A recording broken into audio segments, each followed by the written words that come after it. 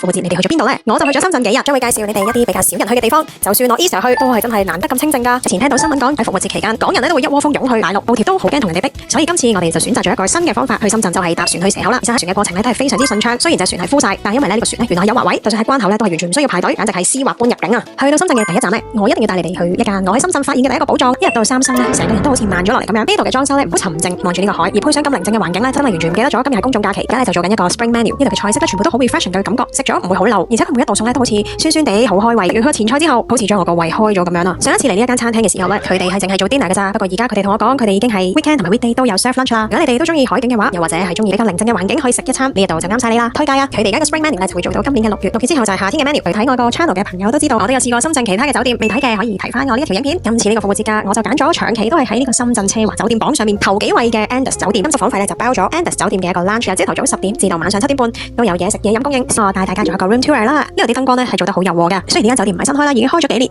但係咧佢哋嘅裝修仍然保持得好好。Andaz 嘅房咧就比我想象中空間係細咗啲嘅，但係佢哋成間房間嘅設計咧都係非常之分明啦。一邊就係衣帽間同洗手間，另外一邊就係睡房，好似營造咗一個 one bedroom 嘅效果。咁總括嚟講呢，呢一間房呢個採光度咧都非常之好啦，床咧都幾舒服。最重要嘅就係佢極之方便啦，就係喺深圳灣萬象城嘅樓上咋。另外一定要同你哋介紹嘅咧就係呢一間酒店嘅 sauna 同埋泳池，仲有佢哋呢一個 jacuzzi， 水質亦都好乾淨，空間亦都非常之夠大。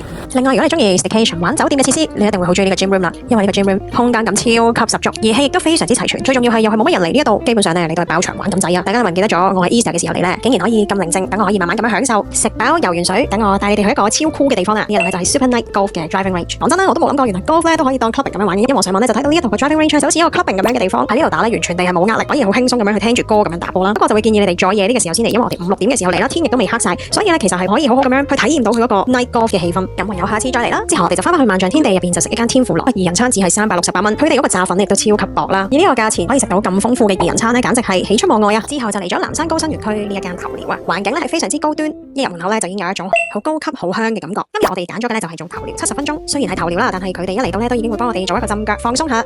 瞓咗一晚好覺，第二日最重要嘅當然就係食早餐啦。Andaz 嘅早餐咧係 semi buffet 嚟嘅，整體嚟講 Andaz 嘅早餐咧我都俾好高分，因為咧呢度嘅食材嘅 quality 咧都幾高，我自己覺得咧係比南山區香格里拉又或者係比深圳 Conrad 咧嘅 quality 咧仲要高噶。跟住落嚟要介紹嘅呢一間 cafe 咧係我喺深圳揾到嘅另一個驚喜。呢一間 cafe 咧係喺一間酒店嘅1樓，裝修咧係一個現代嘅簡約風，勁似喺首爾嗰啲 cafe 啊。我就叫咗佢哋呢個 signature 嘅 drinks 啦。呢杯嘢唔單止靚，味道仲好好噶，係淡淡嘅咖啡味，亦都配有一啲水果嘅香味。跟住落嚟要介紹嘅呢一間餐廳咧，主打炭烤料理，講消費咧其實喺深圳嘅 standard 嚟講咧都算唔平，但係佢食物嘅 quality 咧都幾好。餐廳個 vibe 咧好適合約會聚會。呢隻雞翼非常之咁 juicy，佢裏面個醬汁咧有紫蘇啦，有山椒啦，個層次咧係非常之豐富。另外一個我自己好中意嘅就係呢個筆記杯，佢係煮到個生熟度啱啱好，食到佢嗰種好鮮嘅味道。提一提你哋呢一間餐廳咧就係 open kitchen 嚟嘅，就算坐喺吧台睇住佢哋燒，都係一個唔錯嘅體驗嚟噶。今集嘅短片就分享到呢度啦，記得 like share 同埋 subscribe 我嘅 channel 啊！下次有啲咩好嘢我再分享俾大家啦，拜拜。